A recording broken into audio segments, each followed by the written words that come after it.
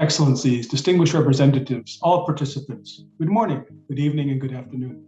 On behalf of UNDP and UNDP Administrator Akim Steiner, welcome to the 2021 East Asian Seas Congress. My thanks go to our host, the Royal Government of Cambodia, and to PEMC for inviting me to share some remarks with you today. SDG 14, to conserve and sustainably use the oceans, seas, and marine resources for sustainable development, is arguably one of the most ambitious of all the SDGs, particularly in terms of its target dates, 4 of which were due in 2020 and 1 in 2025. Today, I will focus my remarks on some of the challenges pertaining to the achievement of SDG 14 and its 10 targets, particularly for the East Asian region. Where data is available, I'll highlight where progress on each SDG 14 target in East Asia is evident, or in some cases lacking. SDG 14.1 calls upon countries to prevent and significantly reduce marine pollution of all kinds, in particular marine debris and nutrient pollution from land-based activities. Starting with nutrients, since pre-industrial times, the global loads of nitrogen to the ocean have roughly tripled. These excess nutrient inputs have driven excess primary productivity or eutrophication in many parts of the world. This result has been a nearly exponential rise in the occurrence of coastal low oxygen or hypoxic areas, estimated by UNEP to number well over 500, and many of these in East Asia. Globally, very recent analysis suggests that about 2/3 of the excess nitrogen reaching the ocean derives from the agriculture sector, fertilizer runoff, as well as poorly managed manure. The remaining third comes from untreated or poorly treated wastewater. In fact, very recent data from Halpern et al. Indicate that Asia accounts for nearly 60% of wastewater nitrogen emissions to coastal areas. Tools that can be used to address nutrient pollution include pollution taxes, tradable emissions permits, and other incentives to optimize fertilizer use efficiency, reduce manure loss, and promote the recovery and reuse of nitrogen from wastewater. Now, despite these figures, data on chlorophyll A levels in coastal waters suggests some progress is being made on this target in East Asia, with a nearly 50% decline in chlorophyll A levels compared to the highs observed between 2006 and 2013. The other priority pollutant cited in SDG 14.1 is marine plastics pollution. Globally, it's estimated that some 5 to 13 million metric tons of plastic are entering the ocean each year from land-based sources, as well as still not fully quantified volumes from lost and abandoned fishing gear. Asia is ranked as one of the leading sources of marine plastics pollution due to rapidly increasing production and consumption of plastics combined with inadequate management of solid waste. At the same time, many nations, including some in East Asia, have taken steps to reduce and prevent marine plastics pollution, such as bans on plastic bags and other single-use plastics, the introduction of extended producer responsibility schemes, and so forth. The Republic of Korea, for example, has seen roughly a halving of marine plastics levels in its coastal waters in the 10-year period ending in 2017. At the same time, it is increasingly being acknowledged that plastics pollution is a truly global issue, with plastics pollution found at both poles, in the deepest ocean trenches, and everywhere in between. The plastics economy involves major sectors of the global economy, from petrochemicals producers of feedstock and resins to the diverse range of companies that use plastics in their products. As with the challenge of addressing ozone depletion achieved through the Vienna Convention and the Montreal Protocol, global environmental problems involving global sectors require global solutions. This has led to a recent strong push by many nations calling for the initiation of a negotiation process for a global legal instrument on plastics. Such an instrument, ideally by harmonizing standards on everything from allowable plastics resins to recyclability to product design that favors recovery, reuse, and recycling, could be a game changer in closing the loop on the to date still largely linear plastics economy. An estimated 20% of global mangroves have been lost since 1980. Globally, some 27% of coral reefs have disappeared and 29% of seagrass habitat has vanished. Each of these marine habitats provides critical ecosystem services to humanity, including acting as important carbon sinks. SDG 14.2 calls on countries to sustainably manage and protect marine and coastal ecosystems to avoid significant adverse impacts. Its indicator is the proportion of national exclusive economic zones that are managed using ecosystem-based approaches, such as marine spatial planning, integrated coastal management, and other area-based approaches. Through the long-running efforts of PEMC, East Asia has emerged as among the global leaders in the piloting and scaling up of integrated coastal management. From a baseline of near zero in the mid-90s, East Asia now has 144 ICM sites, representing a cumulative 40.4% of its over 225,000 kilometers of coastline. This achievement represents a transformational impact on ocean and coastal management and governance in East Asia that PEMC has facilitated. It's widely understood that around 30% of all the carbon dioxide derived from the burning of fossil fuels dissolves in the surface ocean, forming carbonic acid. As a result, the ocean is acidifying at the fastest rate in at least the last 25 million years, if not possibly the entire history of the planet. SDG 14.3 calls on nations to minimize and address the impact of ocean acidification.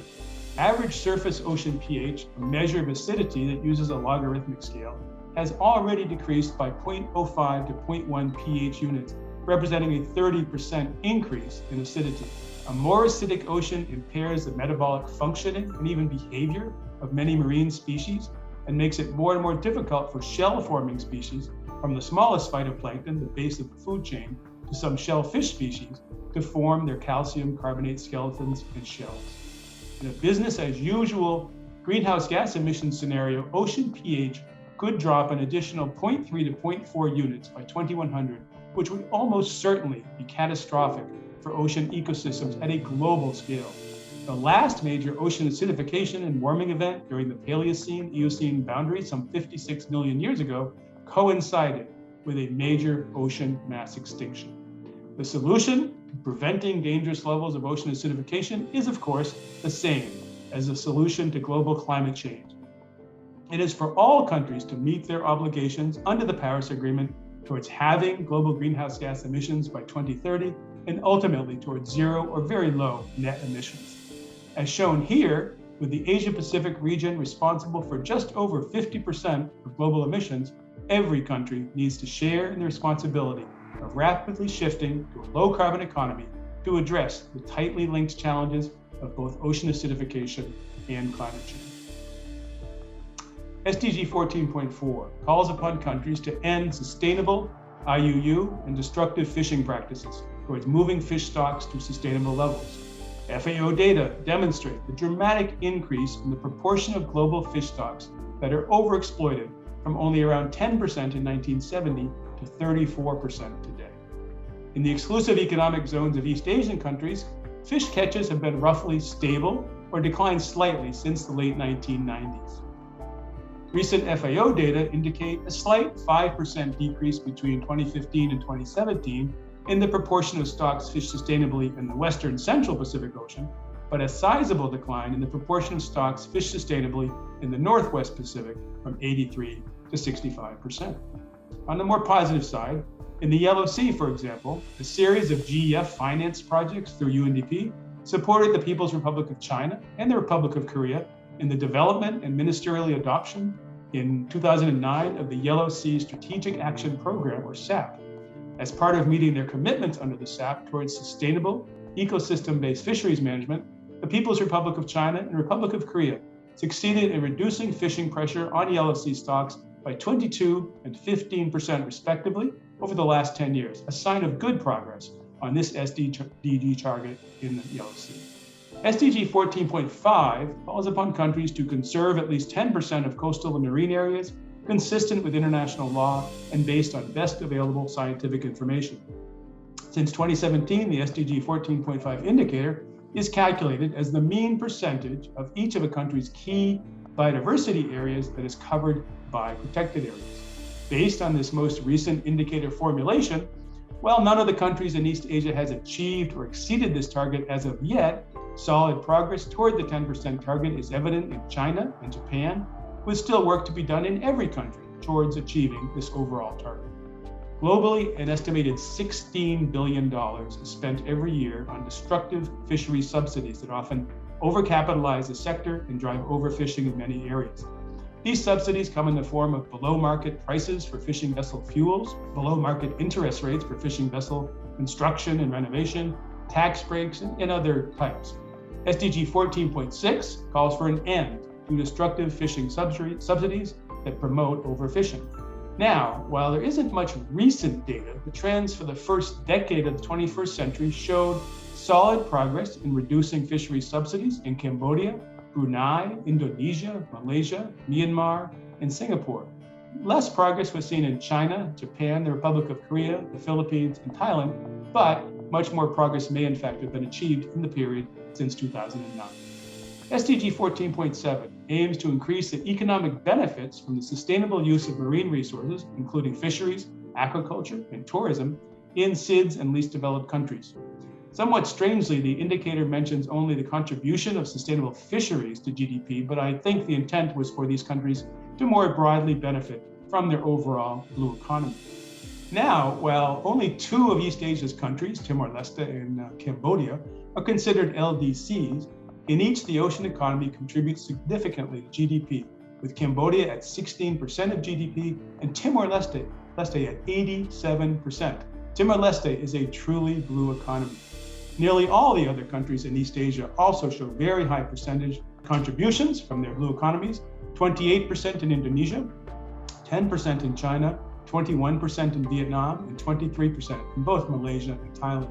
These figures underscore just how important the sustainable blue economy is to this region and its ongoing economic development, poverty reduction, and leaving no one behind. PEMC is helping the countries of East Asia to really realize their blue economy ambitions, identifying trends, risks, and opportunities in a suite of 9 ocean industries, along with governance, investment, and other key considerations to maintain and further grow the sustainable blue economy in East Asia. SDG 14.A calls for an increase in scientific knowledge, development of research capacity, and promoting the transfer of marine technology to improve ocean health. The target's indicator is the proportion of total research budget allocated to research in the field of marine technology.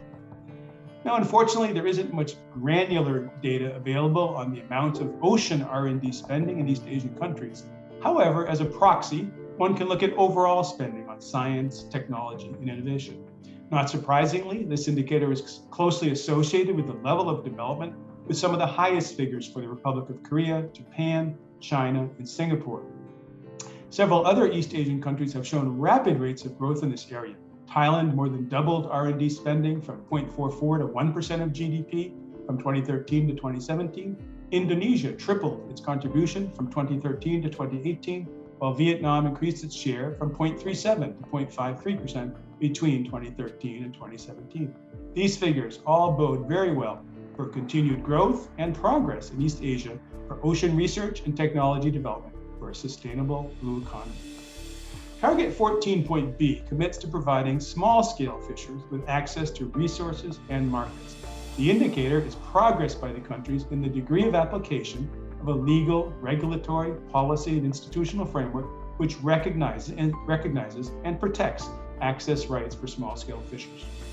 Now, as much as 1/2 the total fish catch in the developing world is by small-scale versus industrial fishers, underscoring the important role of the small-scale sector for economic development, food security, and poverty reduction. Overall, East Asia appears to be progressing well in terms of its protection of the rights of small-scale fishers, with most countries where data is available showing moderate to strong protection. Target 14C is to enhance the conservation and sustainable use of oceans and their resources by implementing international law, as reflected in the United Nations Convention on the Law of the Sea. The indicator for this target is the number of countries making progress in ratifying, accepting, and implementing through legal, policy, and institutional frameworks ocean-related instruments that implement international law as reflected in the United Nations Convention on the Law of the Sea. The countries of East Asia are all parties or signatories to UNCLOS, showing solid progress on this indicator. In addition, PEMC data illustrates that each of the PEMC countries has made impressive progress in ratifying other relevant regional and international instruments, including the UNFCCC, the Convention on Biological Diversity, and the Vienna Convention and Montreal Protocol. China, Japan, the Philippines, and Korea have been among the most active countries in joining international agreements on environmental protection, followed by Cambodia, Indonesia, Thailand, and Vietnam. From reducing overfishing to combating pollution to scaling up area-based management, East Asia has been among the world's leading regions in making tangible progress in achieving SDG 14 targets through integrated management solutions and strategic partnerships. At the same time, gaps and challenges on several of the SDG 14 targets remain, underscoring the importance of maintaining the positive momentum and progress. I would therefore challenge the countries of East Asia to upscale, replicate, and mainstream actions to reduce nutrient and plastics pollution, engage in the ongoing global process through UNEA towards a global legal framework on plastics pollution, maintain the impressive progress the region has made in the scaling up of integrated coastal management, achieve national net zero emissions commitments coming out of Glasgow as soon as possible, continue efforts to sustain 100% of the region's fisheries that recognize the key role that small-scale fishers play, maintain progress on scaling up the designation and management effectiveness of marine protected areas, contribute to ongoing efforts through the World Trade Organization to phase out destructive fisheries subsidies, continue to increase investment in ocean science, technology, and research and development, and lastly, to ratify and fully implement all ocean-relevant international legal instruments. Embedding these commitments in the PEMC roadmap to 2030 as called for in this 7th Congress would be a positive step towards charting a healthy ocean, people, and economies for East Asia. Thank you.